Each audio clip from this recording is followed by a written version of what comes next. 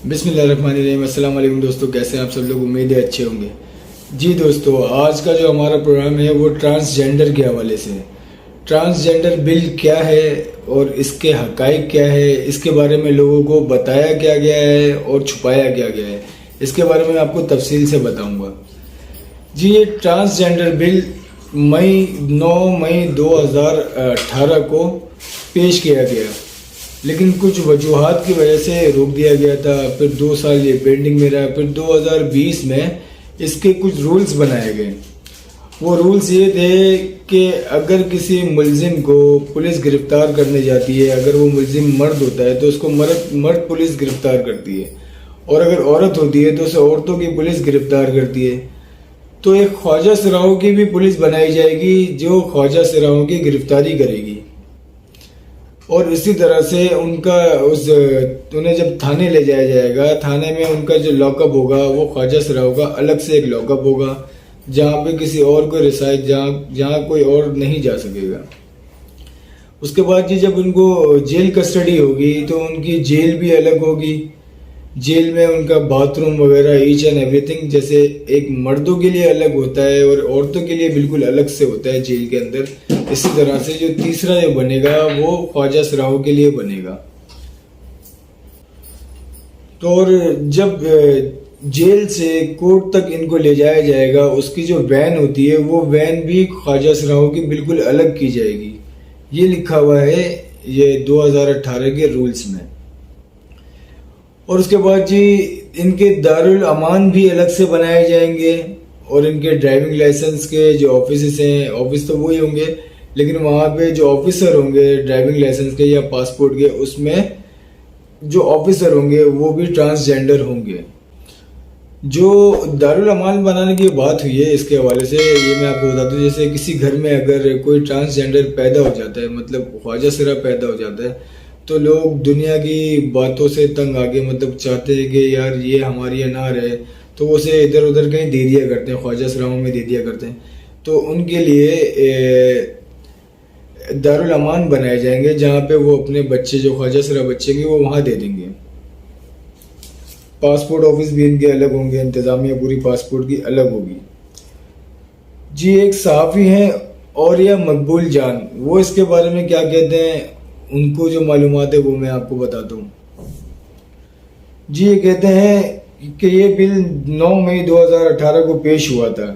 Act کے اندر بڑی چالاکی کے ساتھ اس میں تبدیلی کی گئی ہے، جس میں ایک راستہ نکالا گیا ہے LGBT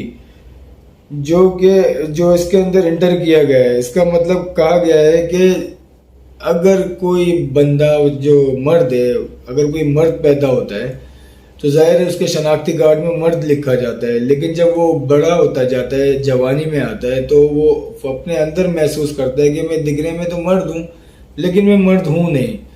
تو وہ نادرا جا کے اپنی جنس کو تبدیل کروا جا سکتا ہے، وہ اپنے نام کے ساتھ مرد کو ہٹا کے وہ عورت لگوا سکتا ہے۔ اور اسی طرح سے بالکل اگر کوئی عورت پیدا ہوتی ہے اور وہ عورت یہ سوچتی ہے بڑی ہو کے کہ یار میں تو مرد ہوں، میں دکھنے میں عورت ہوں لیکن میں وہ ہوں نہیں جو میں دکھ رہی ہوں، تو وہ بھی نادرا جا کے اپنی جنس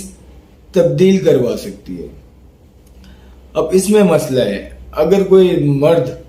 جاتا ہے اور جانے کے بعد وہ جیسے اگر کوئی مرد محسوس کرتا ہے کہ وہ مرد نہیں، وہ عورت ہے، بھلے اس کے 2 بچے یا 4 بچے جو بھی ہے، لیکن وہ محسوس یہ کرتا ہے کہ میری سوچ جو ہے وہ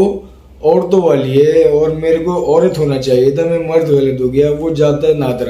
نادرا جا کے، یہ پاکستان کا قانون ہے، اس قانون کے حساب سے وہ جا کے بھائی نادرا میں اپنی جنس جب تبدیل کرا لے گا تو وہ کسی بھی مرد سے نکاح کا حق رکھتا ہے، مطلب وہ کسی بھی مرد سے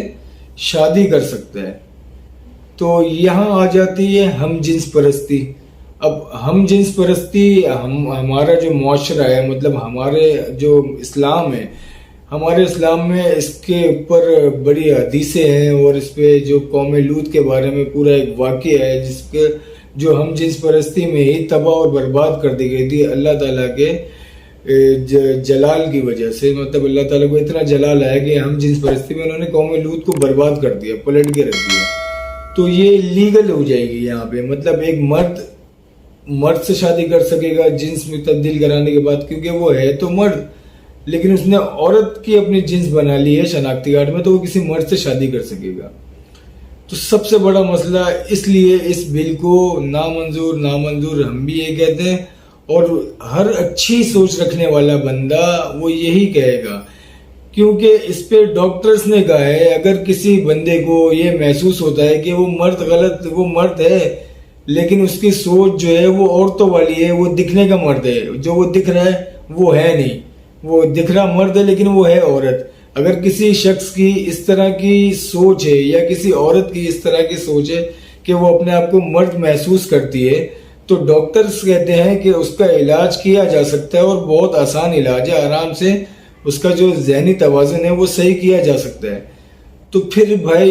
ये कानून आप नादरा तक लेके कैसे जा सकते हो? इसको तो वहीं आपने ख़त्म कर देना चाहिए था। आपने जो इसके अंदर ये वर्ड लगाया है ना, यही गलत लगाया। ये पाकिस्तान के कानून में इस तरह की जो बातें की जाती हैं,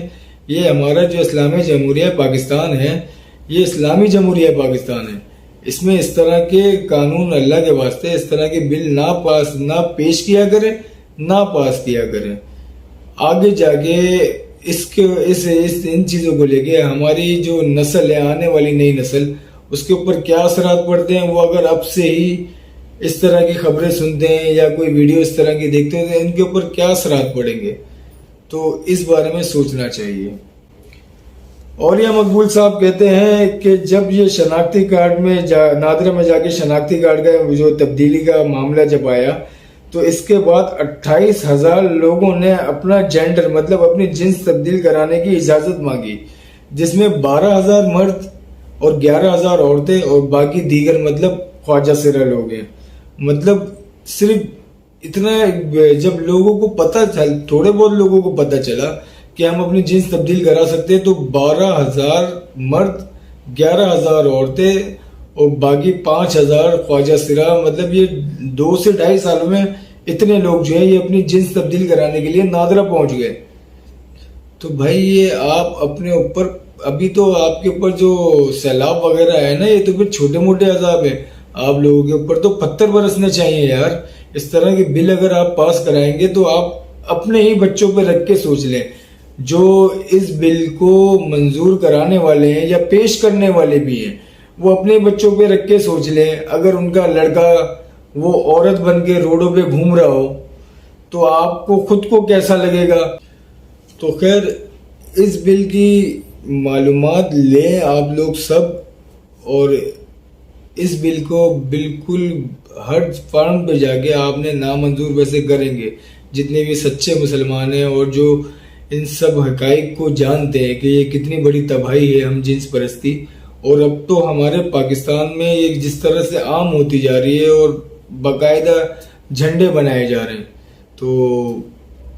अब आप देख लें पाकिस्तान हमारा किस तरफ जा रहा है। चलें जी, अब मुझे इजाज़त दें, बाकी बात करेंगे अब कल एक नई वीडियो में मिलेंगे इंशाल्लाह।